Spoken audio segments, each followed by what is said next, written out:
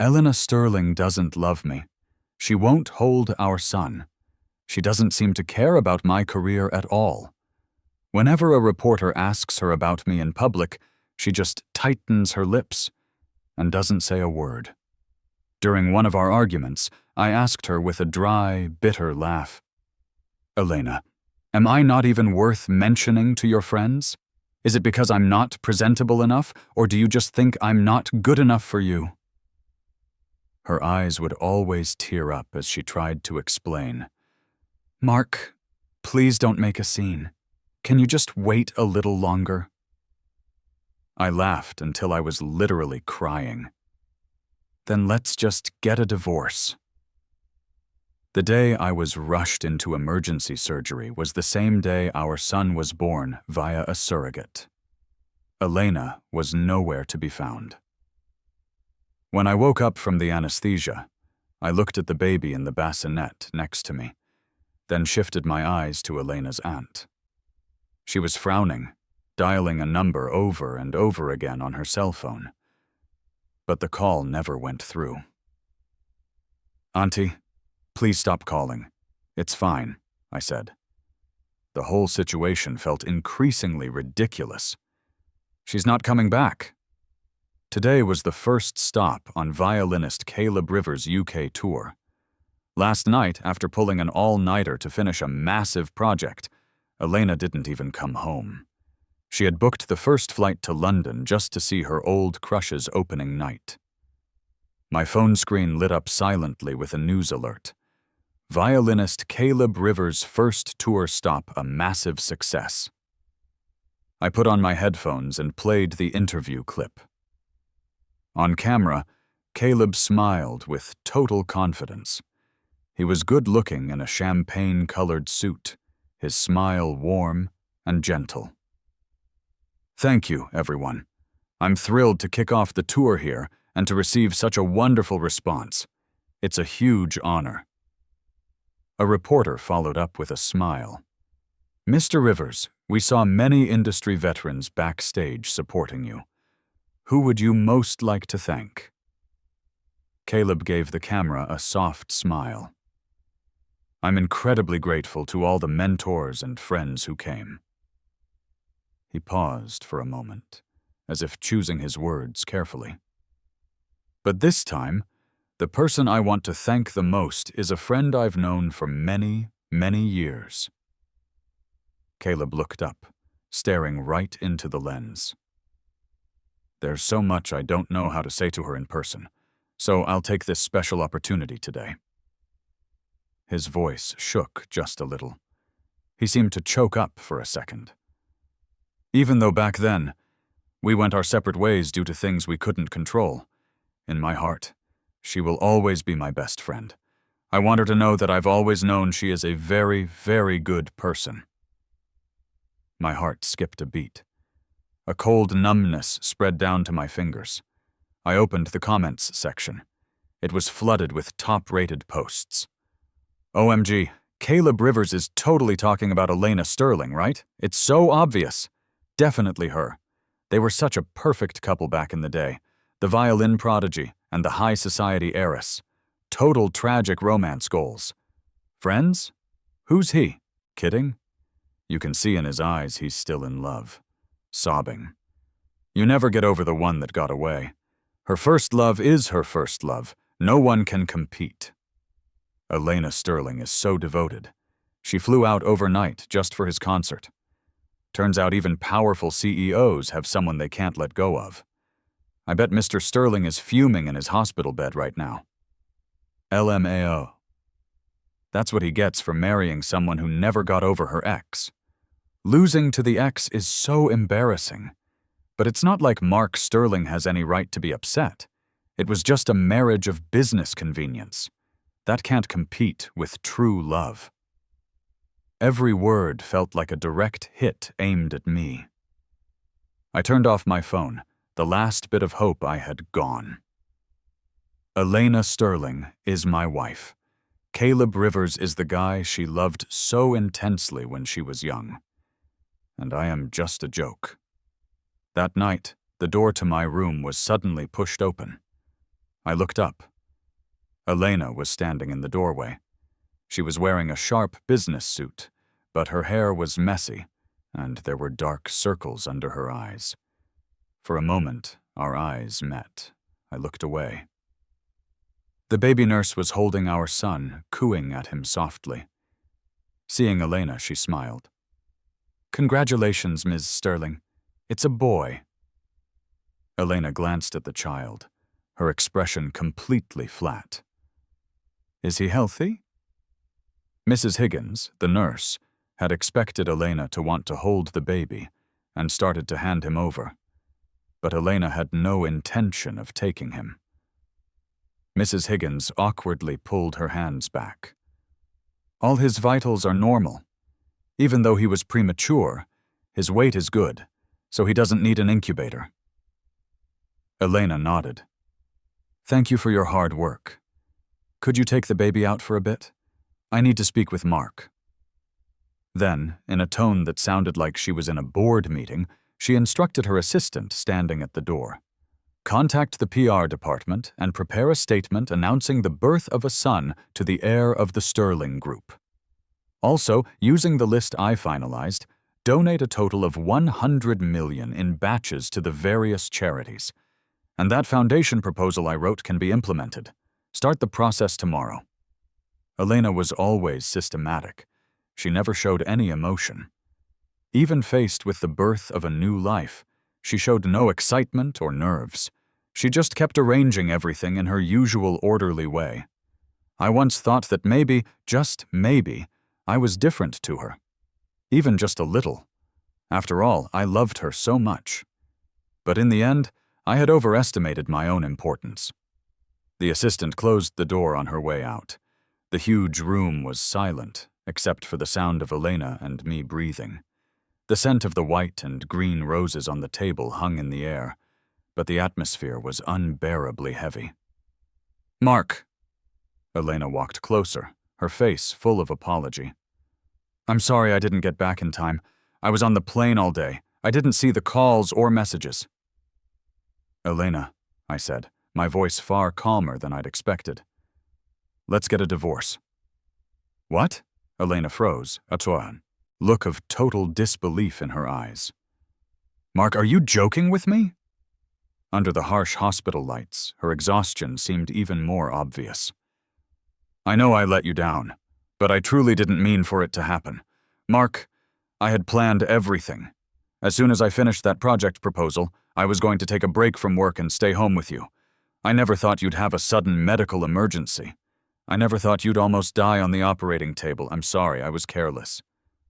Elena spoke earnestly, her logic clear, with a sincerity that felt like it belonged in a business contract negotiation. If I weren't Mark Sterling, if I hadn't waited for her for years, if I hadn't seen that interview, maybe I would have believed her. But now I was done lying to myself. I cut her off, taking a deep breath to control my emotions. "Elena, that's not the reason. It was never the reason." Elena didn't try to explain further, but she didn't leave either. She sat on the sofa by the window and casually took a laptop out of her briefcase, as if she were handling work, or maybe reading her own tabloid news. Her staying here was a silent apology, an attempt to bring the temperature down. But what I needed was never any of this. The hospital room was quiet, filled only with the sound of our breathing. Caleb Rivers said Elena was a very, very good person. Perhaps she was, but her goodness was saved for someone else. When they were young, Elena liked Caleb. After she married me, she never mentioned his name again. But with me, she was never passionate, always distant. "Elena," my voice was painfully scratchy. "Get out. I don't want to see you, and get a divorce agreement drawn up as soon as possible." This time I was setting Elena free, and I was setting myself free. From outside the door, our son's crying pierced the air. Mrs. Higgins brought the baby to me, and I patiently soothed him. Guilt was nearly killing me. I thought my son would be the happiest child in the world, I would give him a great family, always cherish him, love him, and unconditionally give him the best of everything. My relationship with Elena had been improving. I thought we were finally on the right track. Apparently not. My son was born into my hopeful anticipation. I thought his mother would be just as overjoyed at his arrival. But reality slapped me hard across the face. I was wrong. So incredibly wrong. Outside, the rain had stopped at some point. I took the bottle Mrs. Higgins handed me and carefully placed it at Jack's lips. Jack. That's the name I gave him. His mother, it seemed, did not welcome him. But that was okay. Even without Elena, my own family was more than wealthy. As long as I was alive, I could ensure my son a life of luxury. I wasn't asking for anything else. I just hoped he could live a happy and peaceful life. The next day at noon, there was a knock on the door. A woman introduced herself as an employee from Elena's company named Sarah. Sarah had a sharp, short haircut, dimples when she smiled, and a very friendly vibe. She was holding a bouquet of pink roses so fresh you could almost see the dew on them. "Good morning, Mr. Sterling. Ms. Sterling ordered these flowers especially for you. I just picked them up from the florist." She worked quickly, filling a vase with water and arranging the flowers one by one. Next, she took a velvet jewelry box from her tote bag, placed it on the table next to me, and opened it carefully. "Mr. Sterling? Ms. Sterling personally bid on this at an auction last month. She said emeralds are your favorite." Before me lay a dazzling emerald ring. The emerald at its center was impressively large, surrounded by a halo of smaller diamonds that glittered under the lights. Anyone could see it was a high-quality piece, perfect for a collection. In the past, I might have been happy, thinking Elena was paying more attention to me.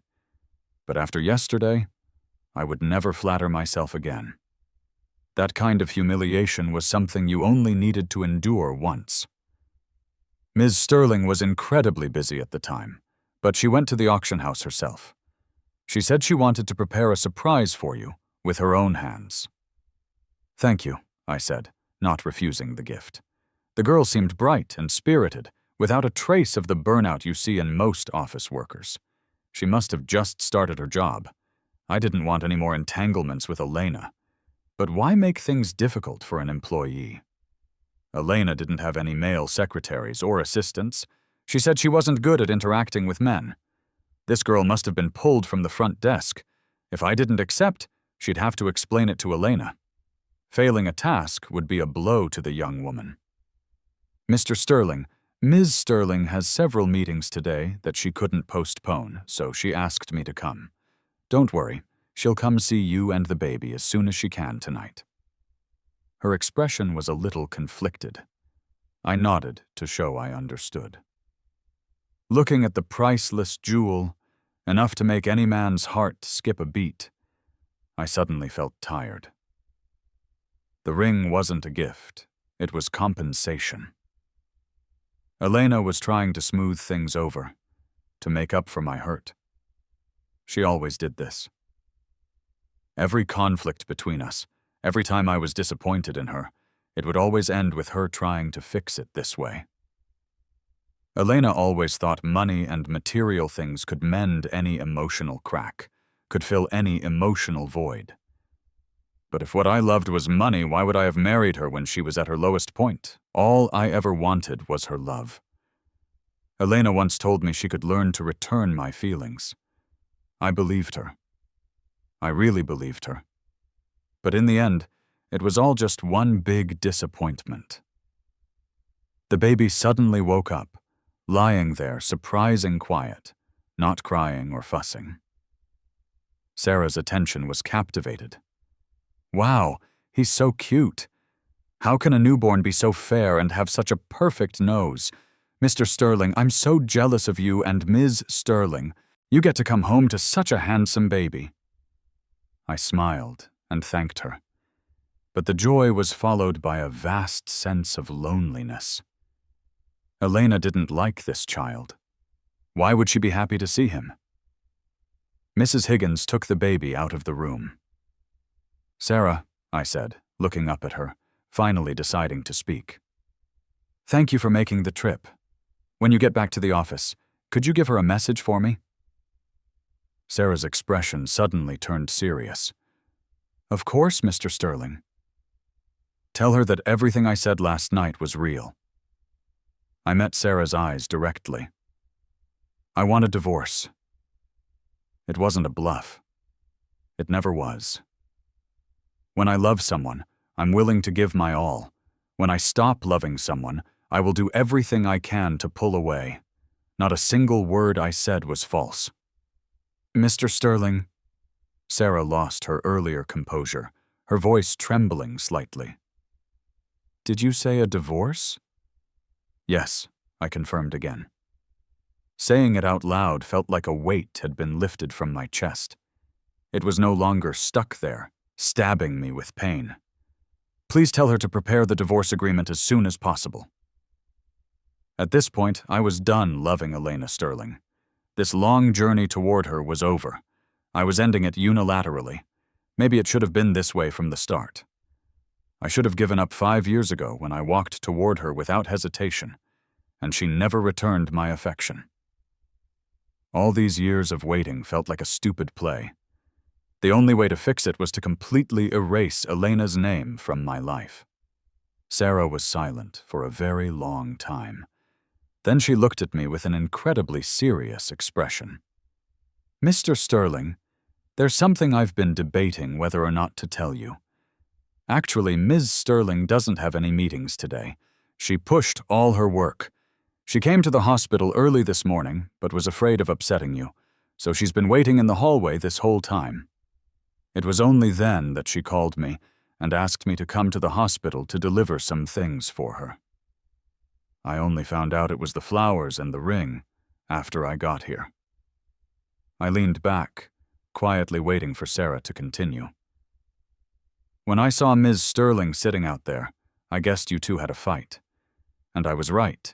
She said she wanted to apologize but didn't know how. At first, I tried to convince her to come in herself and clear things up, but Ms. Sterling said she was afraid seeing her would make you angrier. So in the end, she wouldn't come in." After she finished, the atmosphere in the room turned awkward. Sarah quickly added a few more sentences. "Mr. Sterling, please don't get the wrong idea. I don't usually have much contact with Ms. Sterling. I'm a receptionist at the company. She probably asked me to come because she sees me every time she comes to the office. So my face is familiar. I swear we normally never talk. At most, she might casually ask what kind of gift to get for her husband, or how to apologize to someone. But she didn't just ask me. Ms. Sterling asked our entire reception staff and her whole team of secretaries and assistants." When Sarah finished, I smiled at her. "Don't worry, I won't get the wrong idea. And I certainly wouldn't misunderstand. I'm not a petty person. I don't see a woman talking to Elena and immediately suspect an affair." Sarah was a very, very good person. From the moment she walked in full of warmth, I knew the concern in her eyes was real. Elena was good, 1 in a million, but that didn't mean everyone was in love with her. I wouldn't misunderstand Sarah. For all these years, the only person who stood in my heart was Caleb Rivers. Caleb Rivers? What kind of person was he? I had almost forgotten. If it weren't for the sensational rumors about his romance with Elena, I probably would have never even noticed someone like him existed at our school. Before I met Caleb, Elena and I were childhood friends. Our families lived close by, and we grew up together. As the only grandchild of the prestigious Sterling family of Boston, she was destined to never know financial hardship. But in the end, she wasn't lucky enough. Elena's parents had a marriage of convenience. There was no love between them. Her mother was busy having affairs with movie stars. Her father, warped by day after day of suspicion and resentment, became a completely different person. The doctor said he was bipolar. In the 5th year of their 10-year marriage, they had Elena. After that, Elena's mother became even more wild. Having a child meant her duty was done. She had no interest in the family business and only wanted a child so her parents could skip her and groom the next generation's heir. Once that goal was achieved, Elena's mother never came home again, starting a new family elsewhere. Elena's father was deeply in love with his wife and had given her all his affection. Even Elena's birth was a ploy to use a child to keep his wife from leaving. But it backfired, giving his wife an excuse to never come home. For this reason, Elena's father didn't love his own child. He even hated her, resentfully questioning why Elena even existed. Elena grew up unwanted. That's why she cherished every single one of her friends. When we were young, I always trailed after Elena. Back then, we were each other's best friends. But later, everything changed. Freshman year of high school, a new student transferred into the class next door. That person was Caleb Rivers. After transferring, he became Elena's deskmate. Elena never liked talking to strangers, but her new deskmate was impossibly outgoing. He latched onto her from the very first day, asking for help with math problems, borrowing her lunch card, her water card, taking her notes without permission when they barely knew each other. Then, just as Elena and I were almost home, he chased after us, to apologize and to return the notebook. And just like that, he found out where Elena lived. Elena rarely showed her emotions, but that day, I could tell she was angry. She hated people touching her things, but disliked confrontation. And so Caleb Rivers bulldozed his way into Elena's life. After that, Elena's attitude toward him gradually softened. When I turned 16, I invited Elena to my birthday party. She didn't come, but Caleb Rivers did. In the break room, Caleb knocked on my door holding a cheap gift. "You must be the Mark that Elena's always talking about. She says you two are really close, that she's always thought of you as a little brother." Before I could say anything, Caleb pressed a snow globe into my hand. "Let me introduce myself. I'm Elena's deskmate and her boyfriend." But Caleb gave me a playful wink. "Don't tell anyone, okay? We're just freshmen and she doesn't want to go public yet. She's afraid people will keep asking questions and it'll affect my studies." When I asked why Elena didn't come, Caleb smiled and defended her. "Don't be sad. You're both older now, so Elena thinks it's not really appropriate for you two to be as close as you used to be." It was all so matter-of-fact. His words were laced with an unspoken message for me to back off. I spent the rest of the day in a daze. Late into the night, I still hadn't received a birthday wish from Elena. I finally messaged her myself. "Is Caleb Rivers your boyfriend?" That day, I felt like a clown. I waited until dawn the next day, but no reply from Elena ever came. That small, undeclared crush I had was snuffed out just like that. The next day, I agreed to my father's suggestion to attend high school abroad. After I went overseas, I would often receive all sorts of holiday wishes from Elena. Birthday wishes, New Year wishes, holiday greetings. But the question I had asked that night, over all those years, never received an answer. We both silently forgot about that night's question, and I never replied to any of Elena's messages again. Caleb showing up uninvited to my birthday party was a clear declaration of his claim. I had no desire to be part of their jealous drama. When we were little, people would often joke that Elena and I were inseparable, like a match made in heaven, and suggest we get married when we grew up. Elena never argued. She never seemed unhappy about it. So back then, I thought she might have liked me a little too. But on my 16th birthday, I was made into a complete and utter joke. After spending 7 years abroad, I returned home with 2 first-class degrees to take over my parents' company. I hadn't been living under a rock all those years. I often kept up with news from home. Elena and Caleb's romance was occasionally a topic of discussion. I always deliberately ignored it. After graduating, Elena went to the US. Caleb somehow scraped together enough money to attend a community college abroad. I heard they broke up that year. The internet was full of posts praising their love story as a tragic romance aesthetic. The 3 of us had almost no contact for many years.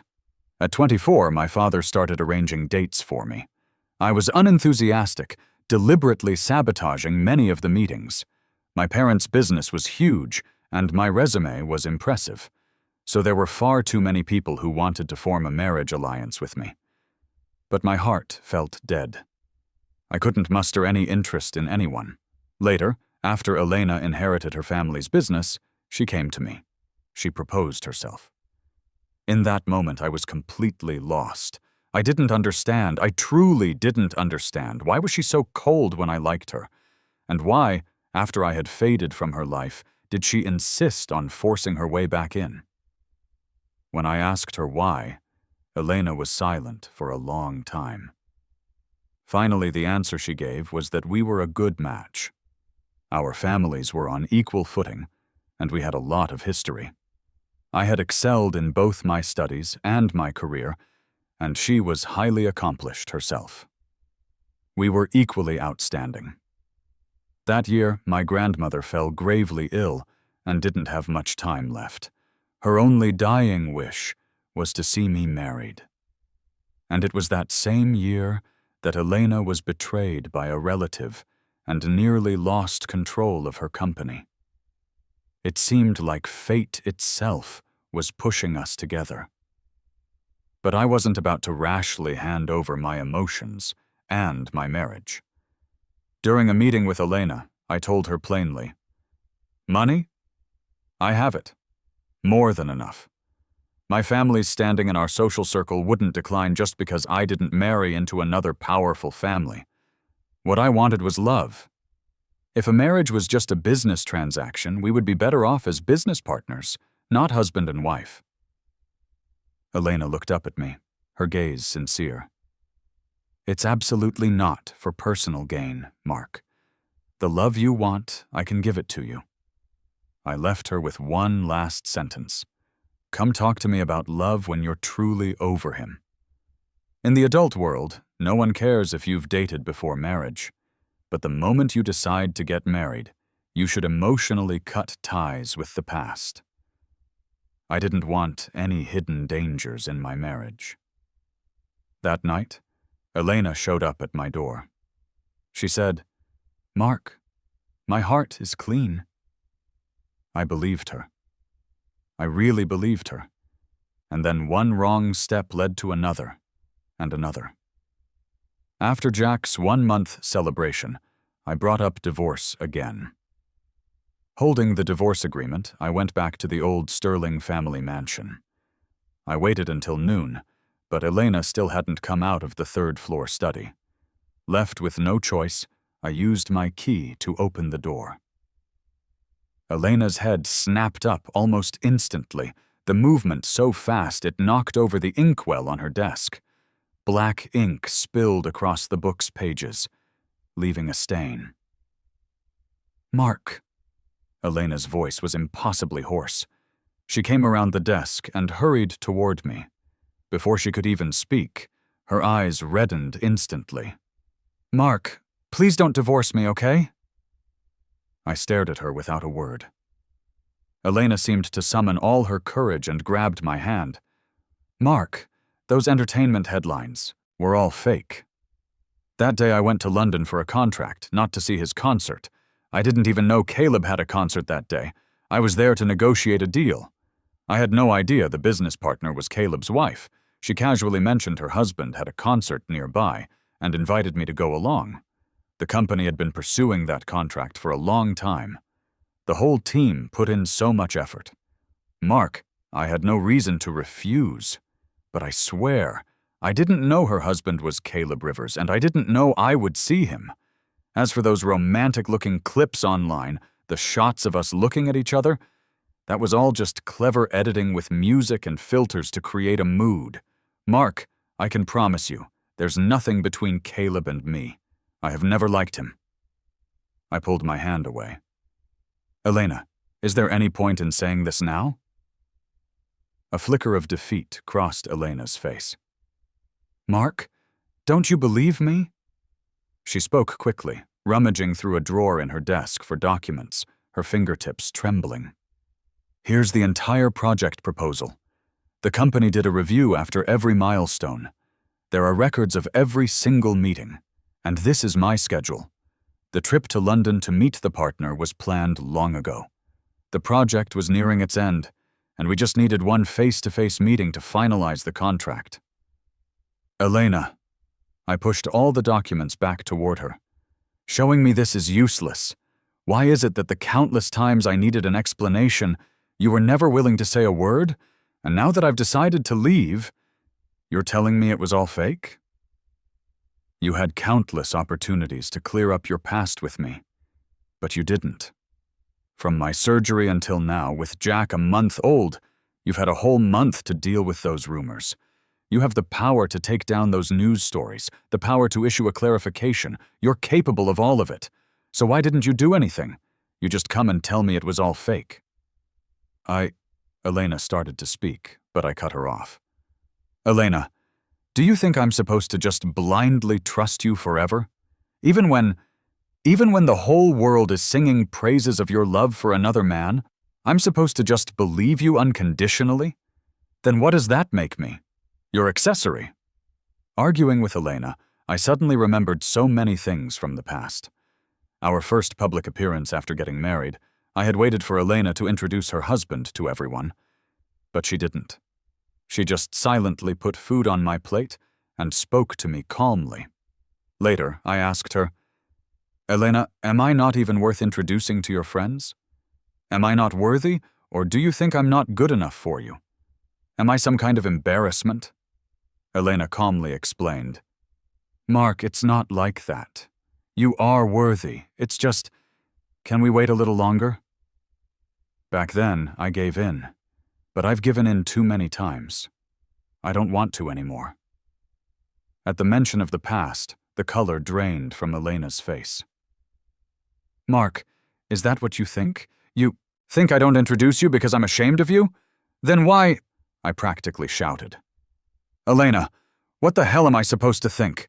It's not like I didn't give you chances to explain, but you always just said I was misunderstanding, that I should just wait. I've waited 5 whole years for you. Are my 5 years worthless? Not even worth a single explanation from my own wife? Elena looked as if she'd been struck by an invisible hammer, her face pale. It's not like that, Mark. I never thought that. I felt like I wasn't good enough for you. Elena struggled to lift her head, tears streaming down her face. Mark, I like you. I love you, but I never thought I could truly have you. Being married to you has always felt like a fragile dream. You're so wonderful. Your family loves you. Your friends like you. So many people love you. In my heart, you are a very, very good person. I always felt like I was punching above my weight. I kept waiting until I truly deserved to stand by your side before I introduced you to everyone. Only then would I truly be worthy of you, and not just the second best option you settled for so your grandmother could pass away in peace. A suffocating silence filled the air. I actually laughed. For these 5 years I've been a fool, always trying to guess what was on Elena's mind. How many times did I wait for her to find time to talk to me, hoping she would say just a few more words? But I waited, and Elena's life was always so crowded. I never got an answer. Countless times I even thought maybe I should just give up. I don't need some elusive fairy tale love. So many people in our circle have marriages of convenience. Elena is an excellent partner for such a marriage. We're compatible in every way, the optimal choice for each other, and she was someone I once liked. Wouldn't it be fine for us to just live respectfully like this? But people are greedy. Once you get a little, you want more. I got the person I liked. Then I tried to see into her heart. In the day-to-day cycle of testing and doubting, I lost all my patience. Elena stood there, her head bowed. It felt so ridiculous. I wanted to storm out, but I bumped into a bookshelf. A thick binder fell from the top shelf, scattering its contents on the floor. My eyes immediately fell on a photograph of me, my childhood solo portrait, my first-grade school picture, a photo of me and Elena together when we were kids. I stopped in my tracks. "Mark, are you hurt?" Elena rushed to my side. I pushed her away and picked up the binder from the floor, flipping through it page by page. My childhood sketchbooks, my school projects, my random doodles, and even a perfect score test paper of mine that had once been displayed on a bulletin board. These were all trivial things buried in my memory, yet Elena had kept them all in her study. I flipped to the last page. I saw a photo I didn't recognize. Elena instinctively tried to stop me, but I had already pulled the photo from the binder. Judging by the clothes and the surroundings, it was taken on the day of my undergraduate graduation. In the photo, I was looking ahead, my hand on my graduation cap. Standing next to me was a girl in a hat and mask. She looked awkward, almost spilling out of the frame. I had no memory of ever taking such a picture, but the scene in it told me undeniably that Elena and I had indeed taken a photo together that day. Looking at Elena, I felt an indescribable emotion stirring inside me. Why does this photo exist? Elena was silent for a long time before she spoke. A few days before your graduation, you posted on your social feed about the ceremony, so I went to your school. Back then, you were a star in your university's math department. A lot of students came to talk to you and take pictures with you. I waited for a long time. When the crowd around you finally thinned out, I gathered my courage and walked over. I asked a girl standing near you if she could take a picture for me. You were busy turning to talk to someone else. The person with the camera must have felt sorry for me and just told you to stand there. I hadn't even posed properly before the shutter clicked. The details, once faded and blurry with time, rushed back into my mind with Elena's description. I remembered. Right before graduation, I had won a major math award and was being honored by the university. That day, people kept coming up to me for photos. Sometimes solo shots, sometimes big group photos. I felt like a stationary prop for photo ops, taking pictures with so many unfamiliar faces. Sometimes I didn't even notice the person next to me had changed before another picture was snapped.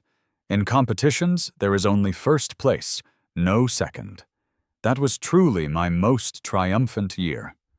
Many professors had approached me, wanting me to become their student and continue my studies. I refused without hesitation. Math was just a subject I minored in because I enjoyed it. Besides math, there were so many other things I loved, and my family urgently needed me to return home to take over the business. A huge sense of absurdity and a delayed ache gripped my heart. I looked at Elena and laughed until tears streamed down my face. "Elena, you make me feel like a complete joke, hiding all these photos in a binder. You don't actually think that's romantic, do you?" Tears kept rolling down my cheeks. I wiped them away again and again. "You like me, don't you, Elena? Tell me, is that it? But why didn't you tell me?" My voice choked as I moved closer to her. Watching me silently love you. Watching me get closer and closer to you. Even watching me marry you in a suit. From our youth until now, Elena, you never show your feelings. You just let me guess silently for all these years. Every time I tried to have a real talk with you, you always avoided it. Countless times I opened my heart to you, just wanting to hear you say something honest, even just one explanation. But what did I get? You were always so calm. Mark, can you please not make a scene? Just wait a little longer, okay? Now is not the time to talk about this. I had heard those words too many times. I didn't want to hear them anymore. For countless nights, all I got was evasion and silence. 10 years, my voice dropped to a whisper. I loved you for 10 whole years, Elena. If my love in the early years was unrequited and my own damn fault, what about the 5 years after we got married? Elena, couldn't you tell I loved you? Did you think you were the only one who knew the pain of loving someone you couldn't have? Seeing you so high and mighty, so reserved, so untouchable, I didn't even have the courage to question you. Elena, is it so hard to just tell me you like me too? Or does watching me constantly feel insecure because of you give you a sense of accomplishment? Is that it? Elena's voice trembled violently. I had never seen her cry so wretchedly. No, it's not like that. Mark, I'm sorry. I didn't know you were in such agony. I never meant to hurt you. I thought love didn't need to be spoken, that as long as two people felt the same way, it was enough. My father, on the other hand, kept telling a woman who didn't love him how much he sacrificed for her. And it just became a burden. So I thought that as long as I was always by your side, giving you expensive gifts, shielding you from all risks, that was true love. I didn't know you were being tormented by the rumors. When I was little, my father would point his finger at me and curse me, saying I was useless, that I didn't know how to please my mother, that I was like a terrifying monster. Mark, every time, you were the one who found me at the little park and took me to your house. I've liked you ever since then. Later, my mother's illegitimate daughter cornered me and provoked me. It was you. You got a group of people and taught her a lesson. From that moment on, I could only see you. I don't know when it started, but I got used to looking up at you like I did when we were young, and I forgot my responsibilities as a wife. I'm sorry. I'm used to solving problems my own way. I was too arrogant. This time, it was my turn to be stunned. That act of kindness on a distant afternoon was something I had long forgotten. I never imagined it had taken root in Elena's heart like a silent seed. But after all these years of tangled growth, what have we gained? A bitter flower called a missed connection. I don't accept that. I don't want that outcome. Elena, have you ever thought that what I wanted was never money, nor your silent, unexpressed devotion? I don't want those expensive gifts that feel like charity and compensation. What I've wanted from beginning to end was just for you to say you care. I wanted you to tell me with your own mouth that you love me, not to leave me guessing forever. I wanted you to tell people that I am your husband, not some irrelevant person whose name you won't even mention in the news. You knew I cared about you, but you just watched me. You just watched me walk towards you again and again, watched me burn myself out in our 5-year marriage without getting a single ounce of warmth in return. The study was thick with an atmosphere of despair. A pile of old photos lay silently on the desk, looking more and more ironic. What really happened between you and Caleb? You always said it wasn't important. Can you tell me now? Caleb said he was constantly being harassed by kids from the vocational school next door. He begged me. He asked if the next time he ran into them he could say I was his girlfriend, to use my family's name to scare them off. I agreed. Mark, if I had known it would make you misunderstand, I would have never agreed. I have no feelings for him. I didn't then, and I definitely won't in the future. When did you two get so close? The whole thing felt absurd and sarcastic. Before, when he was pestering you, you clearly told me you found him extremely invasive. I had a picture tucked inside my notebook. The book fell on the floor and the photo flew out. Caleb saw it. Caleb said he knew I liked you, and that he could help me figure out a way to win you over. I agreed. I never imagined that from another perspective, the story from back then would be so different. But the years we missed will never come back. Then do you know what Caleb did? He showed up at my 16th birthday party, told me he was your boyfriend, and that he hoped I would keep my distance from you. Elena, You gave him the chance to get close to you. You let his lies grow bigger and bigger. You let him create an online account to document your love story, even if it was all made up. Did you know that back then everyone knew that account belonged to Caleb? Everyone was talking about your romance. Mark, you know I don't really follow online forums. But you couldn't have been completely oblivious, could you? Elena fell silent. Elena, on the night of my 16th birthday, I waited for you for a very, very long time, but you never came. Can you tell me now where you went?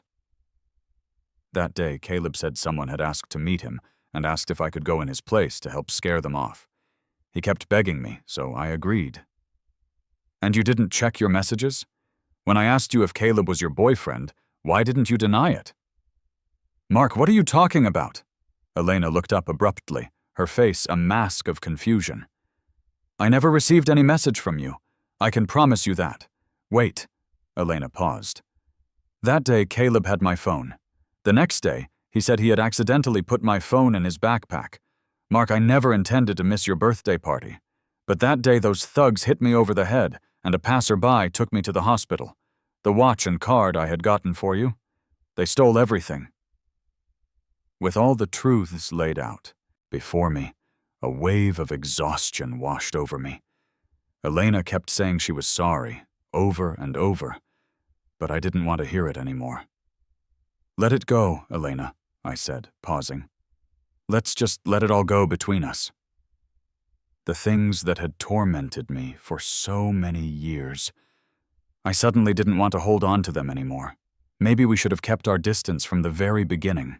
Should never have met, and definitely should never have married. A marriage born from unwillingness to let go was destined for an ugly end. Who was right and who was wrong doesn't matter anymore. Elena, let's get a divorce. To keep this going would be torture for both of us. The misunderstandings and hurt run too deep. Even if it's all cleared up now, the scars won't disappear. A broken mirror can't be made whole again. Every time we get close, it will just bring back all the painful, agonizing memories, making things ugly for both of us. Give me one more chance, please, Elena begged. We still have our son. But you don't love him, I sobbed, my voice raw. Elena, isn't he your child? Isn't Jack your son? Why won't you even hold him? You say you love me, but if you love someone, can you not love their child? When I wanted a child, I asked for Elena's opinion. She agreed with no objections at all. But now, looking at Elena's face, I couldn't see any anticipation or care for that child. Elena, you don't love our child at all. I'm sorry, Elena hugged me tightly, her tears soaking my shoulder. At first, I was so excited for our child. I thought I would love him. But when I saw him, my first reaction was fear. He's so small, so beautiful, and he looks so much like you. I'm afraid I won't be a good mother. Mark, I have the genes of parents like that. I'm afraid I'll end up hurting him like they hurt me. I love you, but I don't have the courage to hold our child. I'm afraid I'll hurt him. And when I think about how you almost died on the operating table because of your illness, I get terrified. I'm sorry, I can't bring myself to love anyone but you. No one ever taught me how to be a parent. I don't know what that feeling is. But I can learn, Mark. Give me a chance. Let me learn how to be a mother, okay? I'm just scared of him, not that I don't love him. He will be the only child I ever have. My company and my assets will all be his. I handed the printed divorce agreement to Elena. Let's not drag this out anymore. In the study, Elena and I were locked in a stalemate for a long, long time. She picked up the fountain pen on the desk, then put it down again. A tear fell with a soft plink onto the smooth paper. The nib of the pen hovered over the blank signature line. After a long while, Elena wrote her name. Elena Sterling. The two words were sharp and angular. They held a sense of defeat I had never seen before. Elena looked as if her spine had been removed. She slumped into the ergonomic chair, her body sinking into it. Outside, the sky slowly darkened. The divorce agreement was in duplicate. I took my copy. On the desk sat a wooden picture frame. The photo in it was from our wedding day. In the picture, I was leaning on Elena's shoulder, smiling brightly down at her, through faded memories and cruel years, through a grand, unsolvable missed connection that had cost me everything. I faced myself with nothing to say. The breathtaking flutter of first love had long been lost in the dust of silence and waiting, vanishing the moment I turned away. Before I pushed the door open to leave, I took one last look at Elena. The faint stirrings of our first meeting as teenagers were finally buried deep beneath the heavy dust of time. From now on, we owed each other nothing, and we would never see each other again.